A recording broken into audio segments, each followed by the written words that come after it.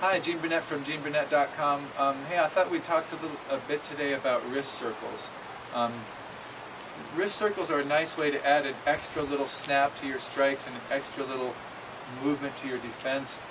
If your wrist is really tight and stiff, or even if you have some tendinitis, it's a good exercise for your health as well. What people usually do in Tai Chi wrist circles is you'll see people doing stuff like this, and they're just like that, moving the wrist here like that all by itself, isolated with the muscles in your forearm is doing most of the work there. The way I was taught when I was learning some Chen style mechanics is that you want your whole body to do that. So here's the arm helping. So when I pull it in there, or the other way, so I'm going in and out, that helps.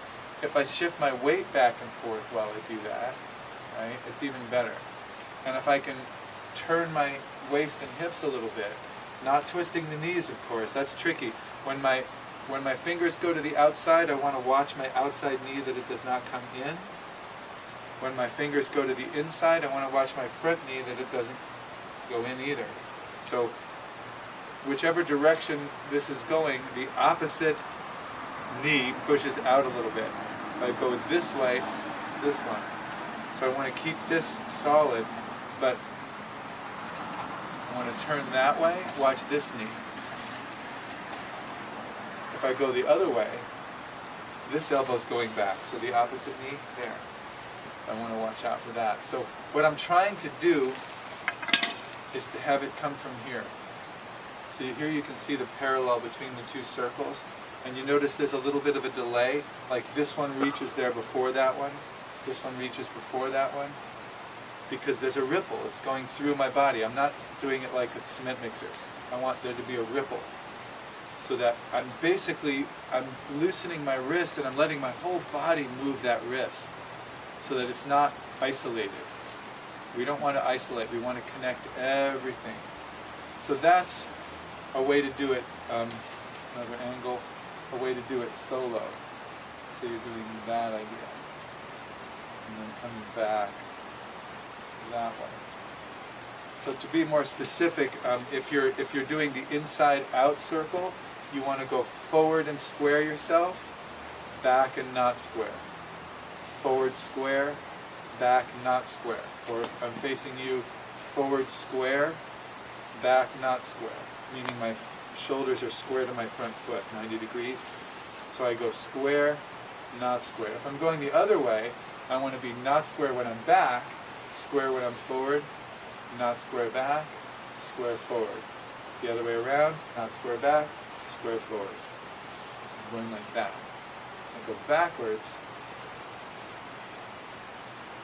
I'm going this way. Here I'm not, sorry, I said that wrong. Not square forward, square back. There we go. Not square forward, square back. So I'm going forward, forward. Not square, square. Not square, square. Other direction, square forward, not square. Square forward, not square. Hope that makes some sense. I said that wrong. Sorry. Forward square, back not. And you go the other way, forward not square, back square. Forward not square, back square. But you can play with variations of it. The main thing is that this is not happening all by itself. This is not just working in isolation. The whole body comes with it. If we do it with a double-edged sword, this is really, really nice, because now you have to extend even further your energy out into the sword to try to make this like it's another bone, and this is another joint. So what we want to do on this one is the same kind of thing. Look. See? I can do it by going forward and back, or I can kind of do it in place with just the turn. But I want to try to make this connection here between my center and what's going on in the sword. So a good tip for doing the circle with a double-edged sword, which is all about extension to the tip. Like this is the sharp part out here. The sharpest part was here, so we want to extend to the tip. Well, a good exercise there is to just think of this as bouncing in your hand. Like, see that? I'm just going to let that bounce. And I want to let that bounce be really relaxed and soft, so to feel the weight of the sword down and up. Now what I'm going to do is I'm going to take this basic bouncing idea and I'm going to go up and around, up, up and around. So when I go up, but when I go down, I'm just relaxing. So it's got this feeling in it. It's not this. And it's not holding it tight and trying to whip it around with your arm muscles. You want to feel this inside the circle. It's just that you turn to flip it up and you turn to flip it down. So you end up with this idea. Now you can walk while you do this. Normally you'd have your hand in the Tai Chi, position that balances the sword out. Or you can do it with your hand on your belly.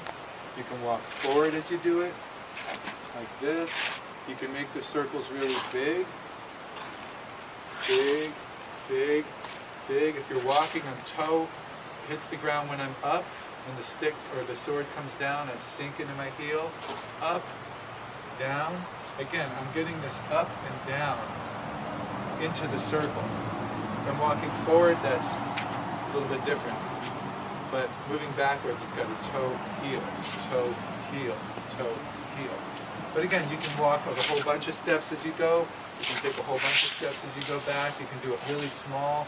You can do it really big.